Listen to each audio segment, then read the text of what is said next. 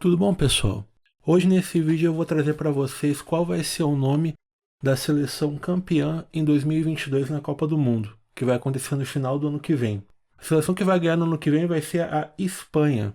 Seleção de camisa vermelha, que eu já falei alguns meses atrás que seria campeã, vai ser a seleção da Espanha. Como é que eu desenvolvi esse método para chegar a essa conclusão? Nas últimas semanas eu vim trazendo uma série de estudos apontando quais seriam os campeões dos principais torneios de futebol. O primeiro acerto que aconteceu foi com a final da Eurocopa, que eu estava desenvolvendo esse método com base na astrologia. Apontei que a Itália seria campeã numa decisão por pênaltis. Em seguida, eu fiz uma previsão para uma série de jogos da Copa América. Foram, se não me engano, 4 ou 5 jogos. Apontei que a Argentina ganharia do Brasil na casa do Brasil, que seria uma grande zebra, porque a Argentina não ganhava um torneio desde 1993. Muito assim, difícil de acertar, praticamente uma zebra. Em seguida, fiz a previsão para os Jogos Olímpicos. Mais ou menos, acho que, se não me engano, na segunda rodada dos jogos, que o Brasil seria o campeão e realmente foi. Inclusive, fiz a previsão final que seria um jogo difícil com a Espanha. Teria prorrogação, o Brasil ganharia por uma diferença de 1 gol. E realmente foi assim que aconteceu com o jogo. Então, como é que esse método ele foi desenvolvido? Basicamente, eu procurei traçar as questões mais básicas que são conhecidas para astrologia. Primeiro ponto para se analisar no jogo de futebol é com base no mapa dos técnicos. Não tem muita diferença do que os outros astrólogos utilizam. Basicamente, quando a gente vai comparar um mapa de um time de futebol com outro, a gente utiliza só o mapa dos técnicos, porque são eles que podem fazer substituição, podem colocar quem vai ser o atacante, a defesa, o sistema defensivo, enfim. A predominância de controle do jogo, apesar dos jogadores que estão em campo, é o técnico. O segundo ponto que se utiliza para analisar os jogos, esse método que eu desenvolvi, algumas pessoas utilizam o horário do começo do jogo, outras o horário do final do jogo. Eu prefiro utilizar a hora do final do jogo. E quando a gente chega na hora final do jogo, seleciona alguns astros para que eles sejam, digamos assim, as referências do que você vai utilizar para comparar com o mapa natal de cada técnico. E aí você vai ter o confronto, as pontuações entre cada um deles, os aspectos mais favoráveis, que são mais harmônicos, que é um sextil, uma conjunção trígono, e aqueles que têm tensão a gente tira um ponto, que é quadratura, essas oposições e tal. Além disso, o que eu descobri com esse método para realmente conseguir um índice de acerto aí próximo de 90% foi que existem duas posições especiais no mapa que elas aparecem apenas 20% das vezes. Ou seja, quando a gente vai comparar dois mapas de um técnico com outro, normalmente essas posições elas não aparecem. Normalmente a comparação é tipo quantos mapas um técnico fez mais pontos e quantos mapas o outro fez menos pontos. Aí você vai ter o mapa vencedor. Nesse caso não. 20% dos casos aparecem duas posições especiais no mapa de cada técnico e elas definem assim quem vai ser esse time que vai vencer. Então elas são superiores.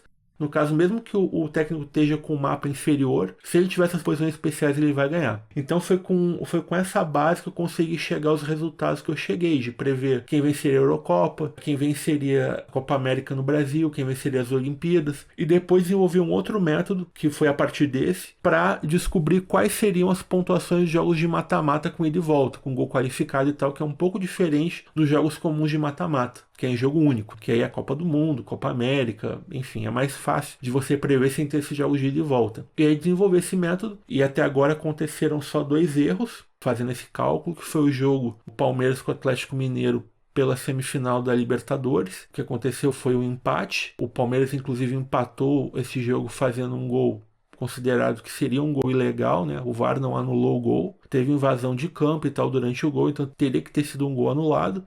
O gol deveria ter sido anulado.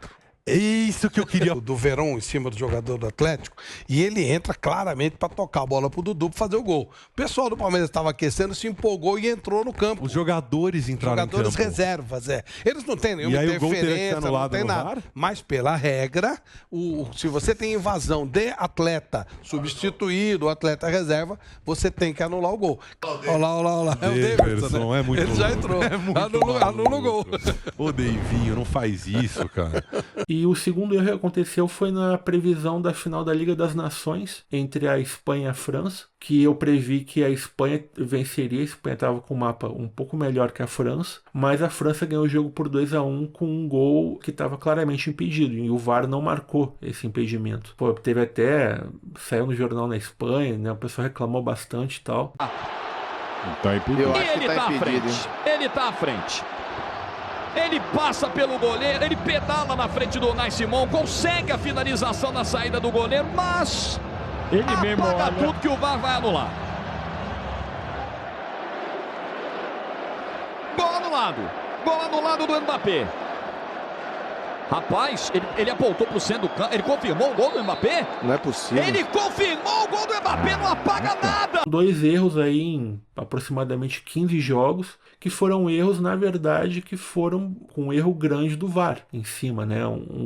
2 gols, na verdade, que seriam gols ilegais. Mas mesmo não considerando isso, a porcentagem de acerto do método tá muito alta, tá na casa aí dos 90%. Então, com base nisso, eu vou analisar aqui vamos chamar assim, as 11 principais seleções da Copa do Mundo. Eu vou estar considerando aqui a Itália. A Itália ainda vai passar pela repescagem. Ela vai enfrentar provavelmente no jogo decisivo Portugal, mas eu acredito que eles têm um mapa superior para conseguir essa classificação. Então eu vou considerar nesse cálculo, mesmo a Itália não sendo a seleção que poderia ser campeã, tá? Ela não tem mapa para isso. Então, o que a gente tem das seleções principais? A gente tem a Espanha com dois aspectos especiais no mapa dela durante a Copa do Mundo inteira. É a única seleção que tem esse posicionamento. Então, é uma seleção que está muito superior às outras. Em segundo lugar, a gente tem com o segundo mapa melhor a seleção da Bélgica, que ela tem um aspecto superior no mapa dela a Copa inteira, e não vai ter muitas tensões ao longo da Copa inteira. Então, ela vai ter o segundo mapa mais forte. E aí, em terceiro lugar, a gente tem uma série de seleções que elas têm um trânsito positivo, um aspecto positivo e algumas tensões. Então, elas são seleções que estão mais ou menos no mesmo nível em termos de mapa, mas que têm mapas inferiores tanto à seleção da Espanha quanto à seleção da Bélgica, que é a seleção da França, da Alemanha, da Itália, da Argentina e também a seleção da Holanda. Só que a seleção da Holanda tem esse posicionamento apenas nas oitavas e nas quartas de final. Além dessas seleções, a gente tem como oitava seleção a do Brasil. A seleção do Brasil só vai ter um trânsito ou aspecto especial se ela chegar na final, coisa que eu acho que não vai acontecer, porque provavelmente ela vai pegar uma dessas seleções que eu citei antes, a Espanha, a Bélgica, França, Alemanha, Itália, 7 seleções que eu citei antes, ela provavelmente deve pegar ou nas oitavas ou quartas de final, então deve cair para uma dessas seleções. E a nona seleção, que é a seleção da Inglaterra, que ela tem o pior dos mapas, ela não tem nenhum trânsito especial e ainda vai ter um mapa com muitas tensões. Então, as seleções que eu chamo de G9, que são as seleções principais que têm um nível técnico semelhante, que é a Espanha, a Bélgica, França, Alemanha, Itália, Argentina, Holanda, Brasil e Inglaterra, que tem mais ou menos o mesmo nível técnico. Então, tipo, a variação de mapa delas é mais ou menos bem parecida quando a gente equipara o nível técnico. O Brasil tem, na verdade, o 8º mapa, ou o penúltimo mapa em termos de favoritismo. Então, eu acredito que o Brasil provavelmente ele deve cair ou nas oitavas de final ou nas quartas de final. Isso vai depender de qual seleção o Brasil ele vai estar pegando. Se o Brasil, por um azar, pegar, por exemplo, uma Espanha numa oitava de final, pegar, por exemplo, ou pegar uma Bélgica, ou uma França, ou uma Alemanha, uma Itália numa quarta de final, por exemplo, o Brasil tem um mapa inferior a essas seleções. Então o Brasil não ganha dessas seleções. A chance do Brasil é enfrentar uma seleção mais fraca nas oitavas de final, Suíça, ou uma seleção sem tanta tradição, ou nível técnico inferior, ou pegar numa quarta de final uma Inglaterra, uma Suíça, uma seleção que tenha um nível técnico inferior, relativamente inferior, e também esteja com mapa inferior. Só que a partir das semifinais, as seleções certamente são seleções do nível maior. São seleções que vão passar então com mapas tecnicamente superiores. Então, o Brasil, para mim, pode passar das oitavas de final, mas muito dificilmente passa das quartas de final. Seleção que vai ganhar a Espanha, e aí a seleção que vai vir em seguida vai depender do chaveamento que vai acontecer. Se, por exemplo, vamos dar um exemplo aqui, a Bélgica enfrenta a Espanha numa quartas de final, por exemplo. A Espanha vai acabar enfrentando uma seleção com mapa mais fraco numa final. Pode ser a Itália, a Alemanha, Alemanha, a França, a Argentina, enfim, pode ser uma seleção com mapa mais inferior. Mas, de qualquer forma, a seleção que vai ganhar a Copa do Mundo, tem um mapa superior a qualquer outra seleção, é a Espanha. Quem vai ser o vice-campeão, quem vai ficar entre os 4 primeiros é difícil dizer. Mas provavelmente vai ficar ali entre o segundo, terceiro e quarto lugar a Bélgica, França, Alemanha e Itália. Se a Itália for para a Copa do Mundo, né? Argentina ou Holanda. Dificilmente Brasil e Inglaterra chegam na semifinal. Vou fazer aqui análise de outras seleções. O pessoal pediu também para fazer análise de seleções de camisa vermelha. A seleção da Suíça, que se classificou muito bem, chegou a ganhar da França na Eurocopa. A Suíça está com um mapa muito ruim. Não acredito que vá passar das oitavas de final. A não ser que pegue uma seleção muito fraca, uma seleção sem muita tradição. Talvez passe, mas não passa de quartas de final. Dinamarca está com bons trânsitos, mas também não tem nenhum trânsito especial. Então, é uma seleção que, por exemplo, se pegar a Inglaterra, talvez tenha uma chance. Porque tem um mapa um pouquinho melhor que a Inglaterra, mas tem um nível técnico que eu considero talvez um pouco inferior. Então, talvez possa ganhar, talvez possa passar de uma oitava de final. Mas dificilmente consegue passar. Se a Colômbia conseguir se classificar, assim como o Uruguai, eles têm mapas razoáveis. Tá? Eles têm mapas com trânsitos bons, inclusive com um trânsito especial, cada um deles, mas são seleções tecnicamente inferiores ao que eu chamei de G9. Então são seleções que dificilmente elas vão conseguir passar de uma quarta de final. Talvez chegue numa quarta de final, talvez passe de uma oitava de final, mas não tem muitas chances de ir muito além disso. Não tem muitas condições de conseguir ir muito à frente na Copa do Mundo. Para finalizar esse estudo, eu encontrei uma outra coincidência astrológica interessante, que é o seguinte: a gente vai ter na Copa de 2022 Júpiter transitando pelo signo de Peixes.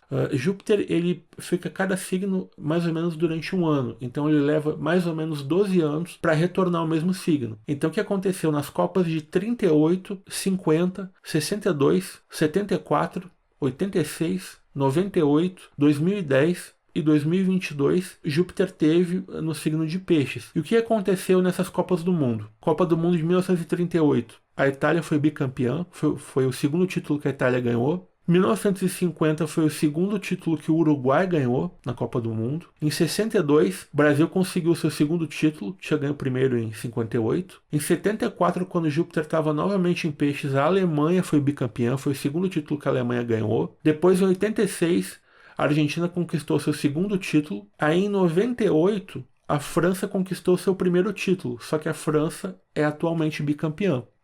Ela chegou ao seu segundo título depois. E em 2010, a Espanha ganhou seu primeiro título. Falta saber 2022, seguindo essa mesma linha, vai ser o ano que a Espanha vai ganhar o seu segundo título. Então a gente pode considerar que os anos que a gente tem Júpiter em Peixes, que inclusive o signo de Peixes, ele é representado por 2 peixes, então é uma dupla, né? Tanto que representa as seleções que foram campeãs 2 vezes, representa as seleções que ou ganharam o seu segundo título, o seu bicampeonato, ou que viriam a ganhar depois o segundo título, que é o caso da França, em 98, ganhou o primeiro título, no ano de Júpiter em Peixes. E se eu tiver correto nessa análise para 2022, Espanha ganhou em 2010 com o ano de Júpiter em Peixes, e na sequência, em 2022 no Catar, deve ganhar o seu bicampeonato. Então, é uma coincidência interessante que confirma esse método aí que eu desenvolvi. Então é isso, pessoal. Pelo método que eu desenvolvi, a Espanha vai ser a campeã. O Brasil não deve passar das quartas de final. Das 9 seleções principais, o Brasil tem um mapa melhor só que a Inglaterra, e as seleções que devem chegar ali próximas aí a um vice-campeonato, a um terceiro lugar, a um quarto lugar, são aquelas que eu citei antes. A Alemanha, a França, a Argentina tem possibilidade também, a Holanda pode ir muito bem até uma semifinal, a Itália, se conseguir a classificação, mas o título com certeza vai ser para a Espanha. Espanha tem um mapa muito mais forte que as outras. Essas que eu citei têm um aspecto positivo e muitas tensões no mapa, e a Espanha é a única seleção que tem 2 aspectos muito positivos e especiais. E isso aí demarcou nas outras análises que eu fiz nos torneios anteriores, quando eu desenvolvi totalmente o método, que realmente são decisivos para apontar que vai ser o campeão ou não. Então é com o método que acertou 90% dos jogos, né, o método tanto de mata-mata quanto jogos de ida e volta. Por esse método, a Espanha vai ser a campeã da Copa de 2022. Tá certo, pessoal? Obrigado pela atenção e um abraço.